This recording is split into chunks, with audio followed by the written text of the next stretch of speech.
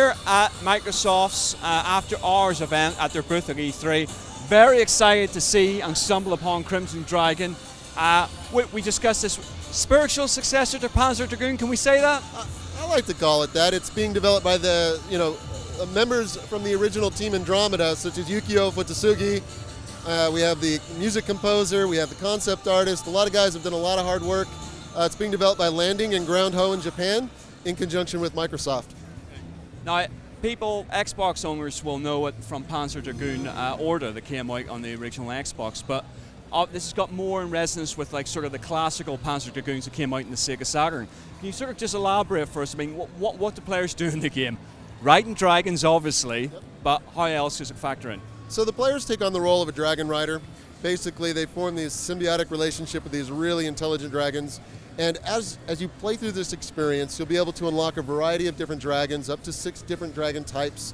You'll be able to evolve these dragons over time as you play. You'll be able to travel through a variety of different levels in the game. So it's really rich. So if you remember all the wonderful things that you saw in Panzer Dragoon, the levels, the boss encounters, you're going to experience that, but you're going to experience it tenfold on the Xbox One. Panzer Dragoon was also well known for being a really hard game at times. I mean, how do you guys approach it with Crimson Dragon? I mean, are you trying to make it more mainstream friendly? How's the balancing going?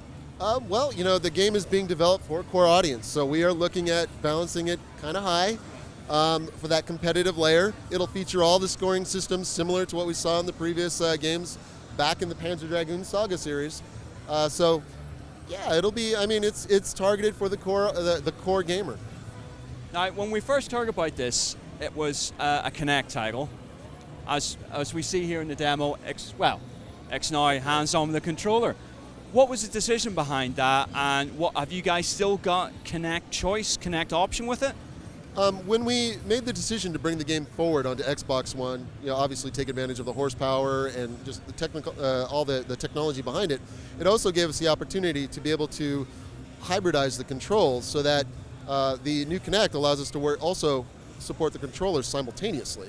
So I can't go into great detail right now what we're going to be doing for our Kinect functionality, but I can tell you we will be supporting gestures, we will be supporting voice controls, as well as controller support. You said there, obviously, yeah, it has been carried forward. It was basically 360 and now it's been carried forward to Xbox One. What point of development was the project? I mean, how much change do you guys have to do when you're bringing it forward to Xbox One? Well, I mean, the game was pretty close to in completion. It was close, but there's still some tuning and tweaking that needed to be done. And there just came to a point where we said, you know what, we have an opportunity to bring the game forward, to really take advantage of the technology, and a lot of work has really been done on amping up the visuals, the visual fidelity of the game, really making, for the team, the Xbox One has allowed them to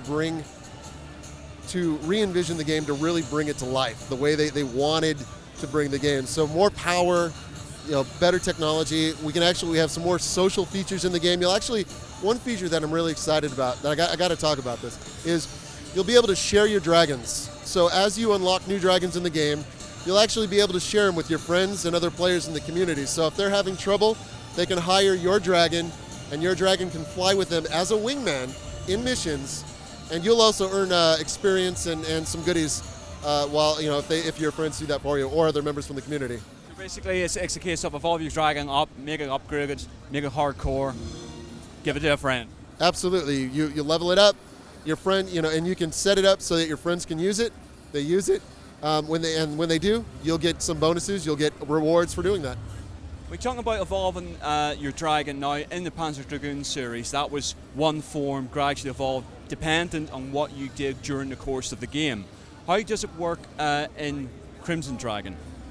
In Crimson, we have a very deep and robust attribute system, rock, paper, scissors system. So evolving your dragon, not only does it increase the dragon's power, but it also allows you to equip different types of skills on your dragon as well.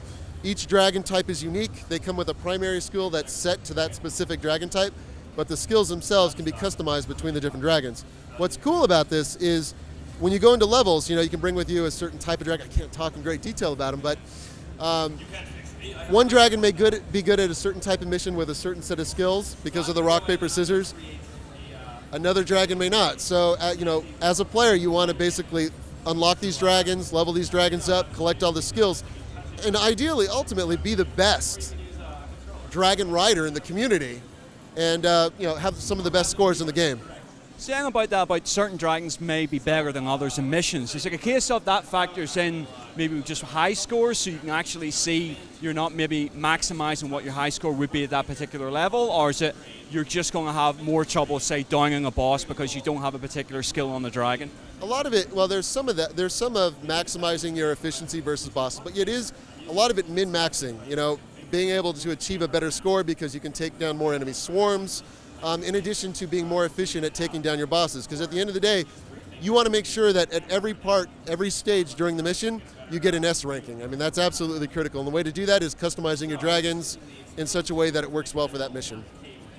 And wrapping up then, when can players expect to get hands-on with it? When can they expect to play it? The game is still work in progress, so in the next couple of months, expect us to come out with more details on when you can download the game.